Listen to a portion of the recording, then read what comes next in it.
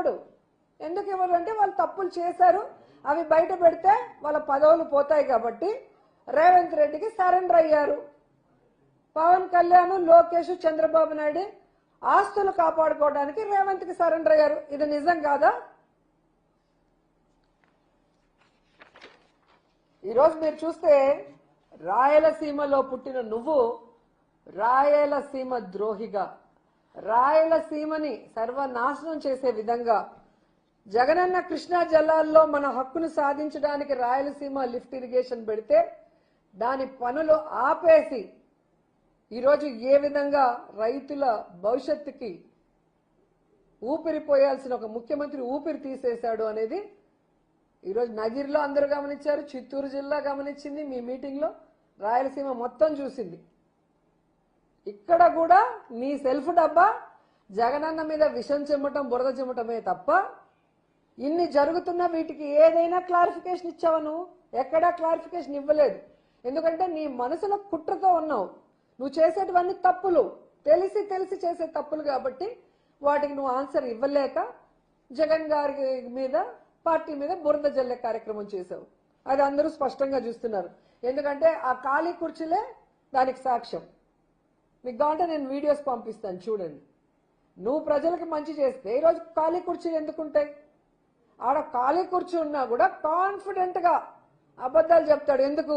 తన జాతి మీడియా పచ్చ ఛానళ్ళు తన క్లోజప్ లో చూపిస్తారు, జనాల్ని చూపించారు, ఖాళీ కుర్చీలు చూపించారు కాబట్టి ఓహో చంద్రబాబు నాయుడుని పబ్లిసిటీ చేసుకోవచ్చు అన్న ఒక నీచమైన ఆలోచన తప్ప, మనం ఇచ్చిన వాగ్దానాలు నెరవేర్చి ప్రజల ఆశీస్సులతో ప్రజలందరూ కూడా ఒక సీఎం ఒక నియోజకవర్గానికి వస్తే స్వాగతం పలికి పూల వర్షం కురిపించి నువ్వు చేసింది చెప్పింది చేసావని చెప్పి వాళ్ళు నిన్ను అభినందించారు. నువ్వు ప్రశ్న అడుగుతుంటే ఒక్కరైనా క్లాప్ కొట్టారా? అవునా కాదా అని అడిగితే ఒక్కరైనా సమాధానం చెప్పారా? చేతులెత్తండి అని చెప్పి అరిసావు. ఎంతమంది చేతులు ఎత్తారు? ఎవరు ఎత్తలేదు. దీన్ని బట్టి నగిరి మీటింగ్ చంద్రబాబు నాయుడు ఎంత అట్టర్ ఫ్లాపు, సీఎంగా చంద్రబాబు నాయుడు ఎంత అట్టర్ ఫ్లాపో అందరూ కూడా రాష్ట్రంలో తెలుసుకున్నారు ఈరోజు.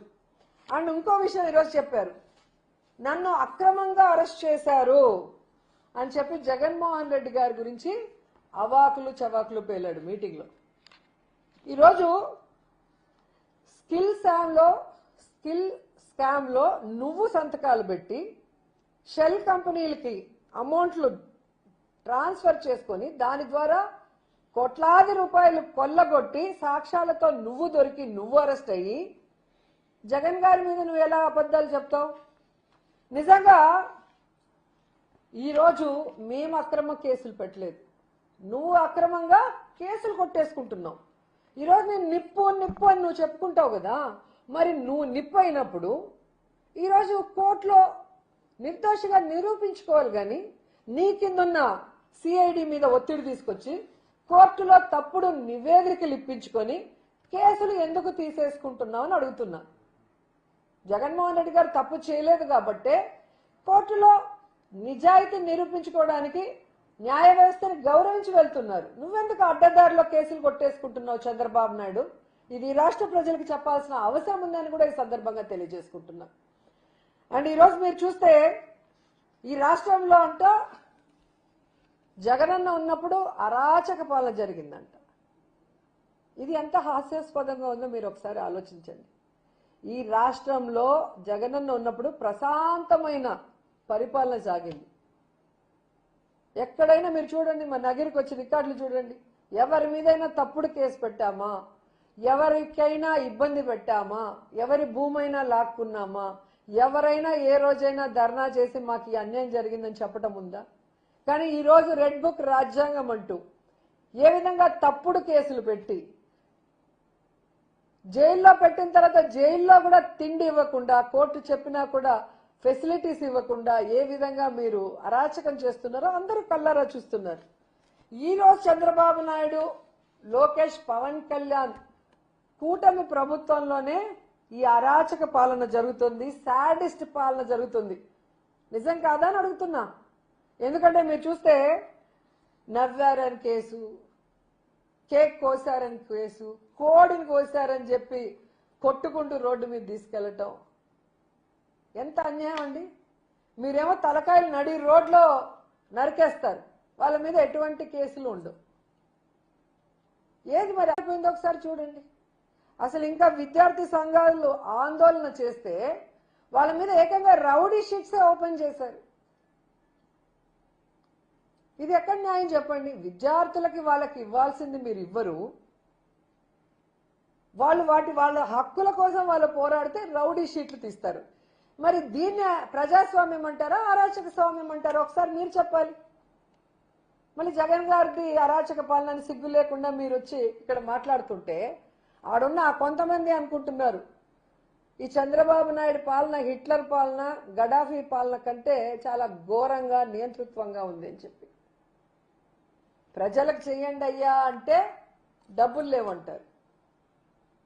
ఇప్పటికి 3 లక్షల కోట్ల రూపాయల దాకా అప్పులు తీసుకొచ్చారు. ఇదంతా ఏం చేశారయ్యా అంటే ఏ విధంగా దోచుకుంటున్నారు, ఏ విధంగా తింటున్నారో కళ్ళారా కనిపిస్తుంది చాలా విషయాల్లో. అసలు ముఖ్యంగా నిన్న మొన్న హెలికాప్టర్ ఖర్చులు చూస్తే నాకు తల తిరిగిపోయింది.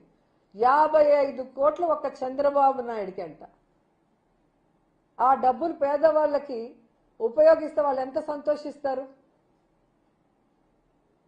ఈయనకే 55 కోట్ల రూపాయలు అంటే ఇంకా లోకేష్కి ఆయన తిరగటానికి, ఆయన భార్యతో తిరగటానికి, ఆయన కుటుంబంతో తిరగటానికి, ఆయన వీకెండ్ జల్సాలు అన్నీ కూడా స్పెషల్ ఫ్లైట్లే. వీటికంతా డబ్బులు ఎక్కడ వస్తుంది?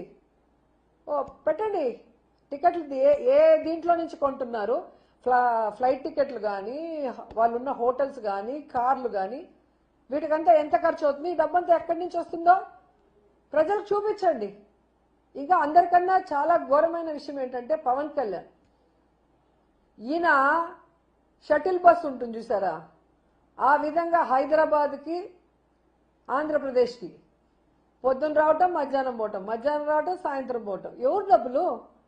ప్రజల పన్నులు కట్టిన డబ్బులు విచ్చల విడిగా ఈ విధంగా అన్యాయంగా ఖర్చు పెట్టే నాయకులు ఈ దేశంలో ఎవరైనా ఉన్నారంటే చంద్రబాబు నాయుడు, పవన్ కళ్యాణ్, లోకేషే.